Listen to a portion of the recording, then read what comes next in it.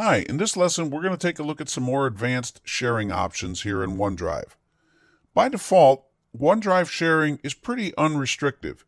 If I go ahead and let's say I want to share this file, I'll click on share, and you see by default anyone with this link, it sends a link and it says that right up there, but anyone with this link can edit this file. You add in the name, you can add in a message and send it along. They'll get an email with that link. You can also copy the link if you want to go ahead and send it through, let's say, a different email client, or if you want to simply open up Outlook and send it that way, you can go right ahead here and send it to somebody, whoever, and there's the link right there. Now, the key to this is anyone with the link can edit. That may not be what you want, especially if you're sending this to somebody outside your organization.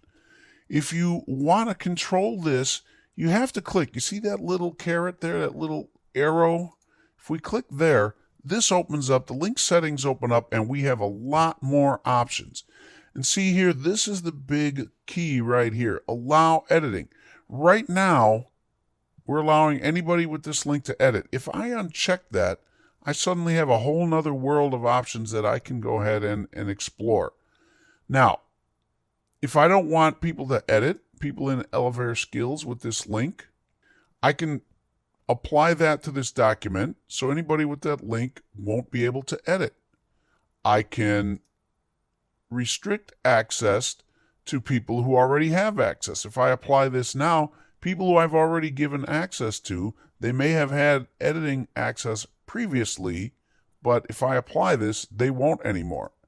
And specific people, I can choose to not allow specific people to edit it. I can also block download, and I have that option for all of these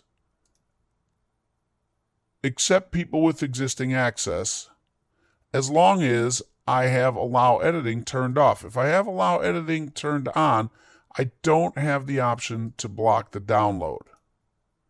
But once I turn that off, I can even stop people from downloading it. This is very important to know, because if you just give full editing access to everybody, it might become a problem. You really have to be careful about who you're giving permissions to what. And the same thing applies, let's get out of this, to a library. If I go ahead and share a library, the same thing.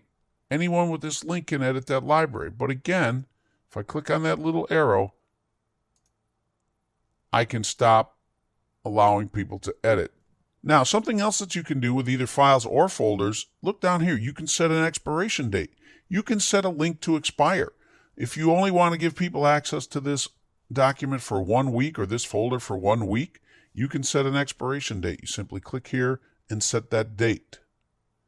If you want to go ahead and set up a password, this is also very important too. If you want to put a password on here, if you want to password protect the file or folder, you can do that, and then only people who have that password will be able to access it. So there are a lot of good settings here, a lot of options, and I just wanted you to be aware that they exist, and it's something that you can have a little bit more control over when you're sharing files and folders in OneDrive. So now you know a little bit more about some of those advanced sharing options. Thanks for listening, and I'll see you next time.